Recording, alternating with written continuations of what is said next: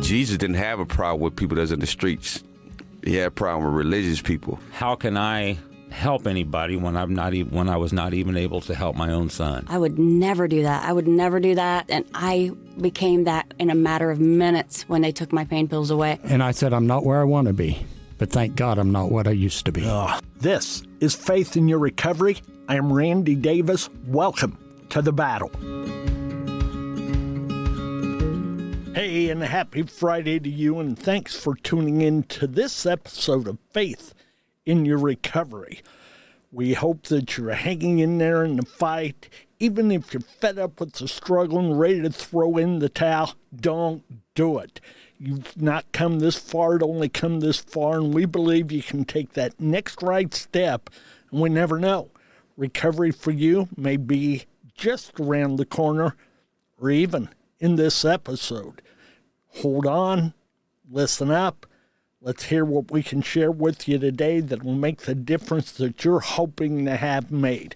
Our guest today is a longtime friend. I want to go ahead and explain to you folks a little something about it. Dustin, that I'll introduce to you in just a moment. I'm very familiar with him. He's a classmate of our youngest son, known him since his elementary days. We've been through a lot of wrestling together, a lot of pee-wee football kind of things and whatnot. We've had some good times and those small-town connections that you always make. Our guest today, as I've already said, is a longtime friend, Dustin Louck. Welcome, Dustin. Thanks, Randy. Yeah, thanks. Thanks to you for taking the time out of your day. One more disclaimer before we go on. Dustin's invited me to ask the hard questions today, to challenge him. Is that right? Yes, sir. All right. We're going to see what we can do to make that happen. Let's begin, Dustin, by telling the folks who you are, what you are about today. We know you're deep into your recovery, and it's continuing to grow and climb, and those days along with it. Tell us where you're at, what your career's about, your family life. Then we'll go back and we'll talk about the nitty-gritty. I guess that's really easy to sum up, I think. When I showed up 2 years ago in Indianapolis at Harbor Lights, I was a burden to anyone and everyone that I was in contact with. And now, today in my life, I bring something to everybody's life that I touch. My recoveries gave me purpose. I'm a better employee. I'm a better boyfriend. I'm a better father. I'm a better role model to two other kids that are in my life now. And all throughout the recovery circle I'm in, I think I'm a sponsor. I've got 6 or 7 guys that I help through the steps of the 12-step process I do. Tell the folks about Harbor Lights. You don't have to describe it full-fledged, but what was that experience like? First off, that's rehab center. You were there how long, Dustin? I stayed 14 months. I did the typical my life's pointless right now. I don't have anywhere to stay. I need to do something and change. And so I went into detox. And as I was in detox, I was already planning my escape. Like the first few days I slept, and then after that it was just I'm ready for these 5 days to be over so I can go home. Or go back to the street, basically, because I really, at that point in my life... That was your home at that time. At that point in my life, nobody who I knew wanted me in their house because I was either breaking their stuff or overdosing or getting the cops called. You described yourself to me the other day as what was once a liability to everyone and everything, and now an definitely. I mean, there was nobody's life I touched at the end of my addiction that was better for knowing me at that point. You know, You didn't touch any lives in a positive way. I mean, Moments. I'm sure some people would find some bit of light in me at that point in my life, but as far as me, I seen no light. You know, I was a drain on society, on my loved ones, on my kids. I remember the Christmas before I went to Harbor Lights, we went to my mom's, and I went in there, and my little girl, my youngest daughter, she looked scared of me. How old, Dustin? She's 14 now. How old was she then? 10, 11? 12, Okay. 12, 11. Okay. And it was the first time in my life where my kids actually looked scared, you know, not safe around me or unsure of their Scared dad. what would be? What could have happened, yes? Yeah. I mean, and probably scared of what I looked like at that point. I know a lot of people have seen the before picture, and folks, I can assure you it was Halloween worthy, okay? I love Dustin. He knows that. We're good friends, but it was not the person you wanted to meet in a dark alley or even in a lighted aisle at Walmart. He's come a long way. Go ahead. you know, and I showed up at Harbor Lights in a pair of track pants, one shoe, and a ripped Incredible Hawk T-shirt. I opened my suitcase because I packed before I left, and I had half of a dress suit in there. Because I packed my bags when I was high. Yeah, it wasn't going to be a good fit at that moment, was it? No underwear or nothing, you know, and that's how I arrived to this new way of life, right? You know, Harbor Lights was great. Well, let's tell the people some of those moments that led you to Harbor Lights. Tell them about your addiction. What were your drugs of choice? How did that get started? Go back early. Tell them about the Dustin of the early years in school. Well, What kind of guy you were?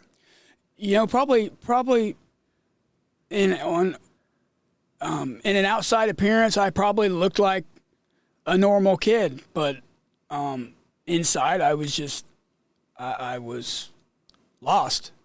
You know, as I went through high school, I carried burdens from my childhood that I never really knew were burdens at the time. Tell us what some of those were. Well, like I can remember when I was in like second grade, and this stuff came out after some work, Sure. some 12-step work, right? Like Sure. I didn't understand this stuff when I got here, but Didn't happen overnight. you know, one of my earliest memories of a resentment or a feeling apart was, I think it was about the second grade in Mrs. Hoffman's class. There was talk of me going to my own reading class because I was pretty smart, you know. I know you were in and- the gifted and talented back then. But I was the kid that sat inside at recess and read books or did origami, folded paper. You know, I wasn't big enough to play basketball like most of the kids. I was small, and I really would have rather read. So some kids would make fun of me, and they weren't being malicious. It wasn't bullying. Nobody was being mean, but I took it to heart. Right, like I carried that with me my whole life. So my whole life I felt apart from everybody. So when I got in high school, and you know, I was a 4-year varsity wrestler, so I should have been a jock, but I didn't fit in with the jocks necessarily. I was still smart, so I could have fit in with the smart kids, but I didn't really fit in with them either. The hoods were who I talked to, but I didn't smoke and drink.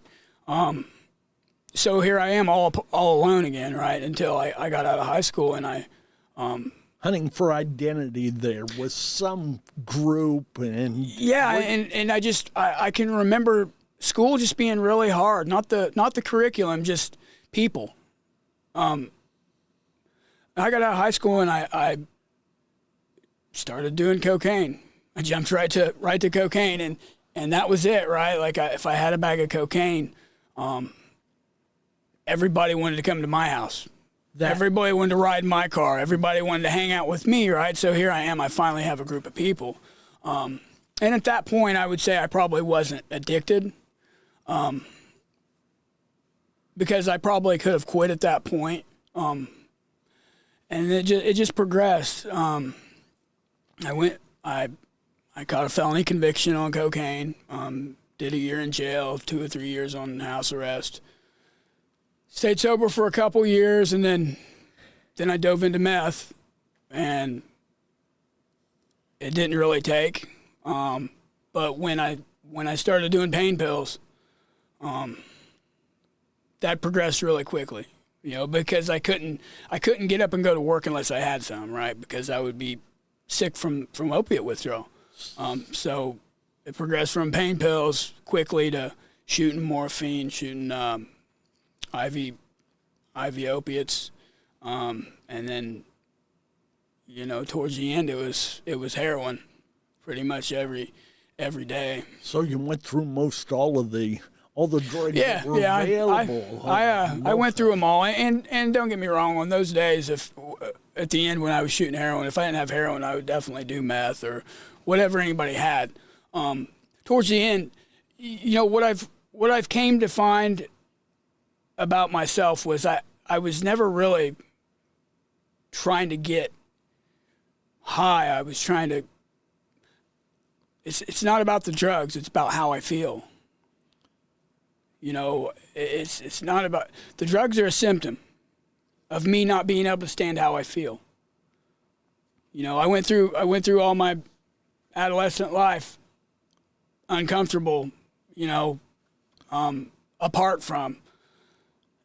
And when I got into drugs, I escaped that.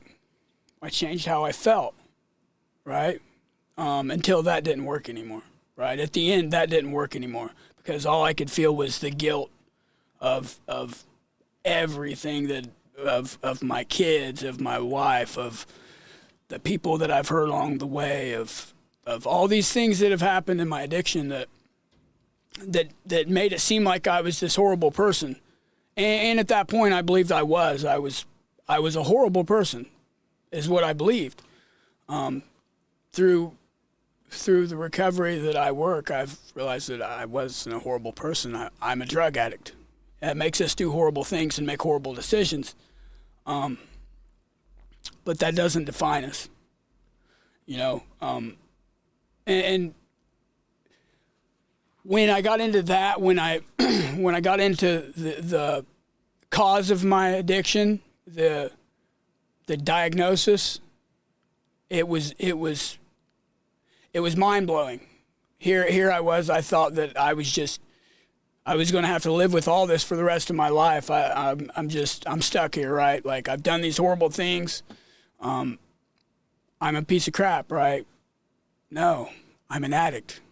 And until that point, I would have told you, that's baloney. Addiction's not a disease. All you got to do is say no. But when I learn about the physical allergy and the mental obsession, the spiritual malady, and I learn about that stuff, and I understand what that obsession is. That obsession tells me that when things are good, it'll pop into my mind. It's a good idea to get high. When things are bad, it's a good idea to get high. And once that sets hold in my brain, it's failure. I'm doomed to use again unless I take a spiritual solution to cure the spiritual malady. Once the spiritual malady is cleared up, I get progressively better mentally and physically. So give us an example of that spiritual solution for you as you label it. Okay, so if I can't handle life the way it is, right? If I get in traffic and these guys make me mad by going too slow because I think they should be going faster. If I go to the store and the line's out the door and I'm late for work because of it. And all these things just get on my nerves all day long. My coworkers get on my nerves all day long. My girlfriend gets on my nerves. All these things get on my nerves, and I end up restless, irritable, and discontent, right? I don't like my life. I got to do something to get rid of how I feel. Well, the spiritual solution says I start practicing not worrying about Randy, not worrying about the guy in traffic, not worrying about the guy at the fast food who screwed up my order. I worry about Dustin, right? I start changing how I react. So you take your mind off the problem and put it on yourself. Well, is that accurate? In a sense, they were never the problem in the first place. The problem was how I feel, right? Okay, I can either make a vain attempt and try to change people in traffic, change people at the fast food, people at the gas station. Happen. I could try to change all these things, or maybe I can change how I see all these things. Gotcha. Maybe I can change how I view the world, right? A new set of ideals and thoughts about the world. And that's when the idea of a higher power comes in, right? God's will, not mine. My will says they should get out of my way because I'm Dustin Louck and I need to get to Anderson to do this podcast. God's will says, you're right where you're supposed to be. You're right where you're supposed to be. Calm down. Everything's fine. take care of the moment. That's why, and it happened on the way here. I was like, God, all these people are in my way. And then I said, no, they're not. Lay back. That's why we left a half hour early to get there. And you arrived early. And that's how my life is now. I don't set goals, but I plan for success, right? If I don't get it, that's okay. If this thing that I planned for to happen doesn't happen, it's okay because you know what? I know I did my best. And one of the biggest things I've realized is I'm enough. I'm enough. If I'm not enough for my boss, I'm enough for me. If it's the best version of you, If it's the best what version else of can me, you give? I've did what I've done today. If I've worked and practiced moving my will closer to God's will consistently every day, sooner or later, I practice myself into the habit of doing God's will. Yes. Whether I have faith or not, I'm still this close. And with a little bit of searching, and I make that connection with a higher power, then I'm holding hands. Me and God are holding hands, and it's not perfect. Sometimes I type that text message just as quick as I can, and I think I shouldn't send this, and I push send. And then for the next 20 minutes, I'm arguing with somebody when I could have paused, asked what God would have me do in this situation. Let me throw something in here. That's wonderful advice, and not just for recovery. Certainly recovery. No, that's life. That's wonderful. That's life. Advice for life. I get in traffic. I don't like it. They mess up my sandwich. I'm not a happy camper, okay?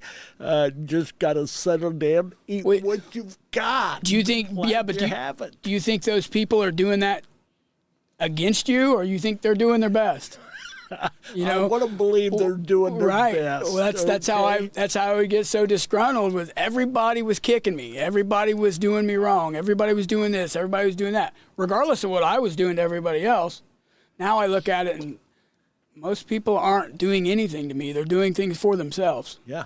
They're doing things for themselves, and that's selfish human nature, So that brings up a thought as you make that comment. Let's go back into life. Who were some of those people? What were some of those moments that you were the one creating the issue? I don't mean just getting into the drug, but results of using the drugs, results of going to jail, relational aspects, personal aspects, your darkest moments. I mean, there's so many, Just hit us with a few. I mean, getting arrested at a hotel with my kids in the room and taken to jail, losing my kids, getting him back, losing him again by CPS. That happened twice. Child protection services for anybody who doesn't know. In and out of jail several times. I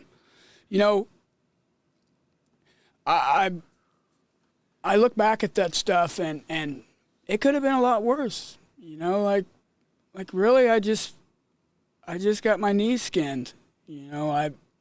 I really didn't. At the time, I bet you weren't thinking. No, that, at the time were you? it was so unfair, and they set me up, but I mean, as you look back, I look back, you know, 2020 hindsight. I mean, there was a time I overdosed, and I remember waking up in the hospital as they was pulling the breathing tube out of my throat. Right, I woke up and I saw my wife.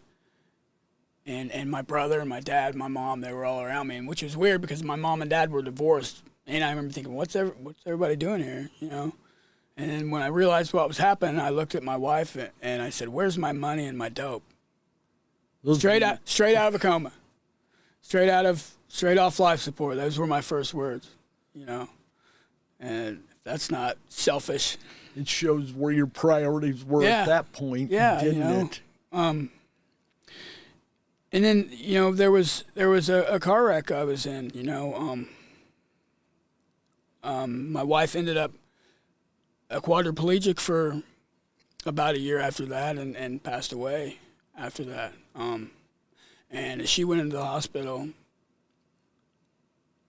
on the way to the hospital, as they were lifelining her to Methodist, my mom was picking me up at the hospital and she's like, "Well, are we going to Indy?" And I'm like, "No, I need to go to the trailer first and change clothes." But I wasn't going to change clothes. I was going to get another one in me before I left. And as she's in the hospital fighting for her life, I'd stay for a day or two and then say I needed a shower and go home and get high. Then I'd stay home 2 days and then I would come back for 2 days, stay home 3 days, come back for 2 days, stay home a week. And before I knew it, I hadn't been back to the hospital in 2 months. And that's another example of just the selfishness that self-serving nature of what an addiction does. It just turns us into selfish creatures. There was this thing on Facebook the other day that said $10 million or go back in time and fix your mistakes. And initially, I was like, $10 million, my life's great right now, Yeah, there was a lot of people that were hurt in the process, but now, seeing who I am now, I don't think they mind what we went through. But then there's the one person, right, my wife, that's gone. And it was this dilemma in my head because I'm going, and I know I've accomplished something because I'm going, I should fix that. But there was nothing to do with the 10 million that was bugging me. It was the fact that if I fixed that, the people I'm helping now, I might never meet. Okay.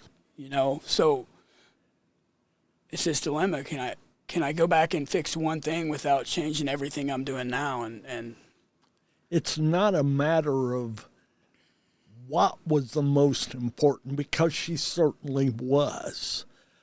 But the idea of others you would not have been able to touch, sure, you'd love to have her back and everything. That's not the question here, folks, and we're not being naive to that. But the other side of that coin, the ones you have touched and made right. And would I be sober if I did? Yeah. How long have you been sober, Dustin? 2 years, March 4th. 2 years, March 4th. Congratulations. Yeah, they say that 1 in 99 people make it into, 1 in 99 true alcoholics or addicts make it into recovery. 4 out of 10 stay sober anything like a year. And then the percentages go down from there. I'm sure. So I'm doing good. The numbers. I do a lot for my recovery. I stay busy. I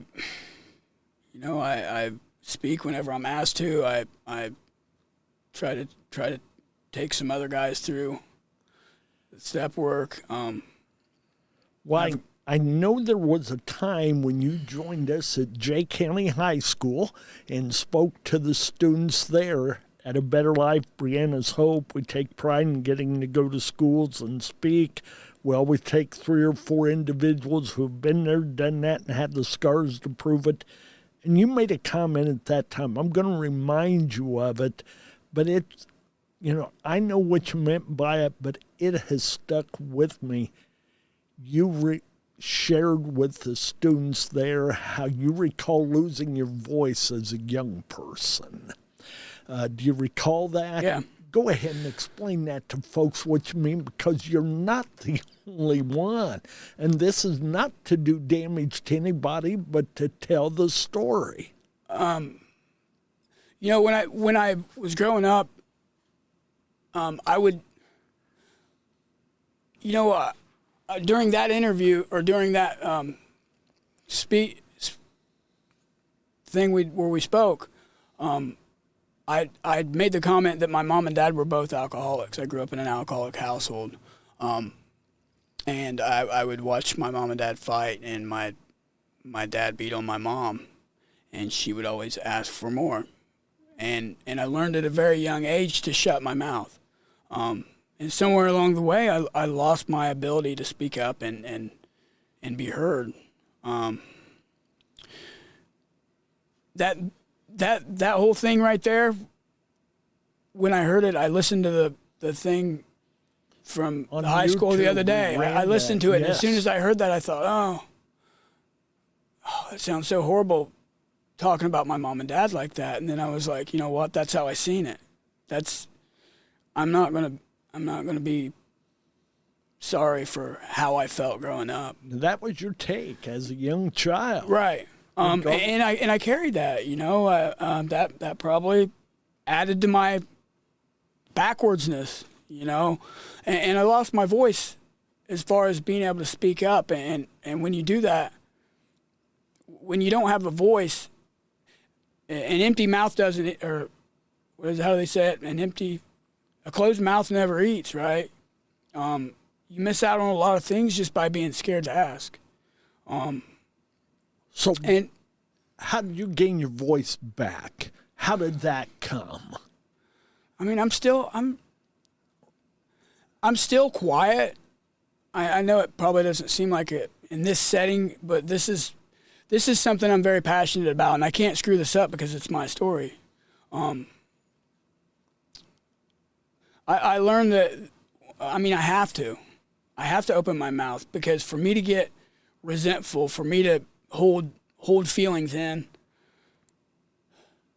starts this thing in my head where my feelings matter again, right? Like, and my feelings do matter, but if I let things build up inside me, then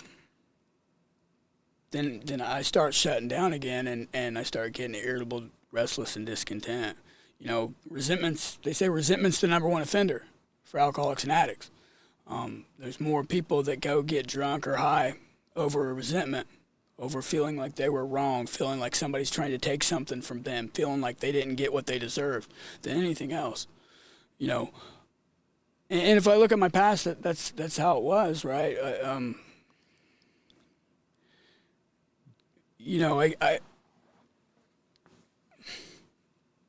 You simply don't want to let it take you back to No. where you were. No. Now you know how to deal with it, and that's by forcing that voice. And the thing is,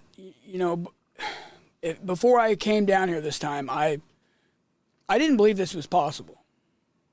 And that's definitely something I would like people to hear, is there is a solution. There is a way out. And I don't want for anything, so I have everything I need. I don't need more money, because I've got what I need. More money's nice sometimes, but I don't need it, right? If I don't need anything, I don't want anything, right? If I don't want anything, I don't need anything. It's a paradox. As long as I have what I need, I have everything I want. Gotcha. And some people would call that complacency, but no, it's serenity. Well, and for where you were to be where you are, that does become serenity. It's serenity. It becomes satisfaction. Yeah, I mean, not complacency. Because happy, joyous, and free. Yeah, there was a while you didn't have a pillow for your head. No. Right? When I first or a meal. When I first got with my girlfriend, she's like, "Where's your pillow?" I'm like, "I don't use one." She's like, "What do you mean you don't use a pillow?" I was like, I don't know. She's like, "Well, I'm gonna buy you a pillow," and I'm like, I don't need a pillow. And then she bought me 3, and then I had neck cramps for the next week. And it's some of that stuff. Well, I got used to sleeping in a car or on a couch or on a floor or, even when I had a place to live, I never slept in the bed. It just wasn't normal anymore. Actually, most of the time I didn't sleep, right? I'd fall asleep on the couch if I passed out, but I never went to bed. It's those small things are huge now. So what are your elements of satisfaction at this point in your life, Dustin? Well, okay, so one thing that makes me happy with myself today is I quit hurting people. I stopped hurting people. All through my addiction, I hurt people. I learned how not to hurt people anymore. And if I do hurt somebody, I go straight out and I'm making amends for it. I don't carry that guilt no more. That's the first thing on your mind when I ask that. Yeah, awesome. I don't hurt people anymore. That says something. That's part of your own pride issue because I don't have to feel bad, guilty, or anything else with it. And that's awesome. And through working with these other guys, we'll go through a 4th step with them, and I'll learn. Tell the folks what 4th step is. A 4th step who doesn't know. Inventory is where you go back through your life and you make a list of resentments you've had at people, of people who have hurt you. You make a list of your fears. You make a list of people you've harmed, and then you sit down with another person and God, and you talk about this list. And what you'll find out in this list is most of these resentments, if you would have took some time and tried to understand the people that did them to you, you would have seen that they weren't trying to hurt you. They may have had their own hurts. They got their own hurts, and that's the way it was coming out. Hurt people. Exactly. Love people.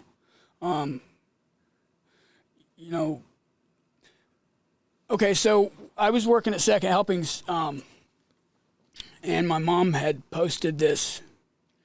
It was my birthday, and she posted like 4 or 5 pictures, like from when I was a baby, from when I was in high school, and then, on through. I mean, she left out the addiction picture, but okay. And I remember it like it was yesterday. For the first time in my life, I seen a picture of myself, and I actually started crying. I'm not ugly. All these years, I've thought I was ugly. And I seen that picture, and I broke down in tears. And it was... How does that happen? How does a person go through their whole life seeing themselves so much worse than the rest of the world sees them? I don't know. And the resentments toward yourself play into that, don't they? You made mention of Second Helpings, right? Yeah. Tell the folks what that is, and tell them about your incident with the tray, the napkin, and I don't know. Okay, so Second Helpings is an organization down in Indianapolis, and they feed so many homeless people, and they take food all over Indianapolis, Greenwood. I think there's like 6 or 7 counties they serve. And straight out of Harbor Lights, when I got into transitional housing, a week after I got in there, I didn't know how I was going to pay my bills. Somebody procured me another month's worth of money to stay in treatment. And so a week after I moved over there, I went to work at Second Helpings, and it was one of the biggest blessings of my recovery was working there. Working beside people who were donating their time. I was getting paid, and they were donating their time to feed people. And there was this one incident where this lady came up from the front, or she came up from the back, and she looked like she was disturbed, right? And I said, "Ma'am, what's wrong?" And one of the other guys working there is like, "Oh, she thinks she lost her wedding rings in the trash." He's like, "I went back there in the dumpster and looked in the dumpster, but it's full of trash. I'm not getting in there." And I looked at this lady, and I'm like, "Well, we'll go back there and look, ma'am." So I go back there, and I climb in the trash can. And I start looking, and I look for we was out there about an hour pulling trash bags out and ripping them open. And she's like, "Honey, we're not going to find them. I'm just going to go." And I was like, "Well, I'm sorry. We tried." And she got in her car and left, and I climbed out of the dumpster, and I went inside, and I looked around the kitchen, and no rings anywhere. And I thought, where could they be? For some reason, I just had this feeling I was supposed to find these rings. You can't stop. As soon as she said it, I knew I was supposed to find these rings. So I thought maybe the temp workers threw a trash bag in the recycling dumpster. So I go out there, and I open the lid to the dumpster, and all I see were big cans in there. So I shut the lid, and I walked back, and I buzzed myself in, and as I'm opening the door, I hear this voice says, "You said you were going to look." It just hit me like a rock, and I was like, I had my hand on the door, I held it open. "You said you were going to look." So I shut the door, and I walked back to the dumpster, and I opened it, and I climbed in the recycling dumpster. And long story short, I started ripping bags open in there, and I was covered in spaghetti sauce and food garbage. Not a pretty picture. Yeah, and in the bottom of that recycling dumpster, I pulled out a bag, and it had the biggest, heaviest wedding band set I'd ever seen in my life. And I jumped out, and I jumped up and down, and they came and got the ring from me and put it in the office. And the lady who I found the rings told me to be waiting because I was going to have a big surprise that week. Well, I went to, and come to find out, she was like one of the leading donators to Second Helpings, and she was a board member, and so she was a big deal. So she came in, and long story short, she ended up giving me some money. Well, I'd been struggling because I was spending so much money in Ubers to get to work that I couldn't save money to get my own car. And she ended up helping me out with that for finding her rings. And as I walked away from her, I said, "Elaine," I said, "hold on a second, I want to talk to you about something." And she walked back. She's like, "What is it?" And I said, "Just so you know, a year ago, you would not have got your rings back." She's like, "What do you mean?" And I got to give her my story and explain to her that I was a heroin addict who had made their way down here to treatment, and that this was one of the most spiritual jobs I could get at the time, and that I was doing good. And that led to me getting a car, which led to me, the next week my kid calls and says, "Hey, Dad, I got a rugby game. Can you come see?" And I was like, "Yeah, hop in the car and go," right?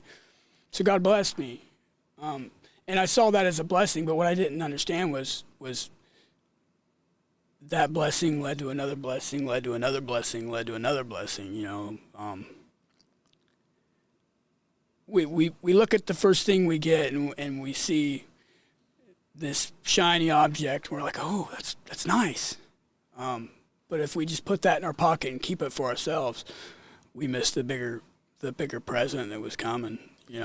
Serves no purpose. If I'd stuck that $500 in my pocket and not went and picked guys up at the center and took them to meetings, or went and seen my kids with it, or then it was for nothing, right? But now the blessings just keep multiplying.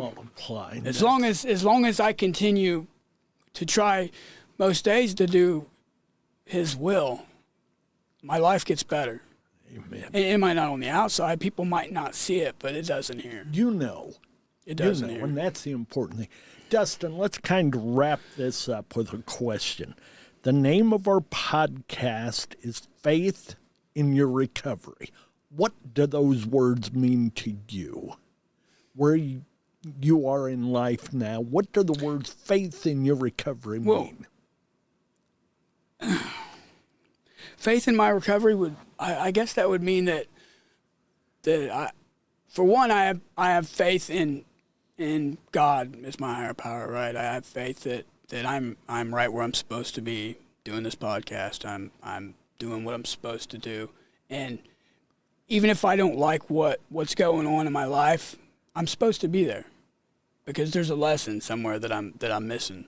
I often look at my hands and I've got faith tattooed on my hand. I've got believe tattooed on my hand, and I did all these when I was high, but they hold so much purpose now in my life that I really don't feel like they were an accident.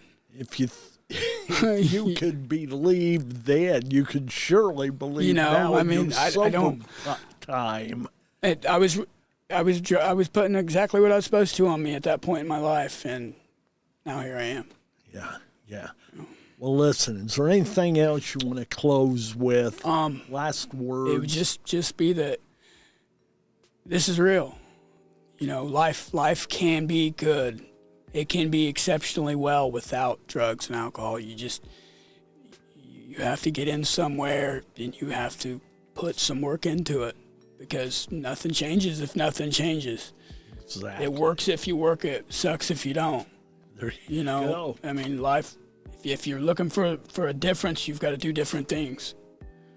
Well, listen, we want to invite you folks to contact us at info@ablbh.org, and maybe we can help you take that next step, or a podcast at podcast@ablbh.org. Dustin, thanks. Been good to reconnect with you. Proud of you. I'm glad I could be here, Randy. Look forward to hearing more from you in the future and seeing you again. God bless. And folks, hang in there. Hold on. Take that next right step and understand recovery happens. Amen. God bless.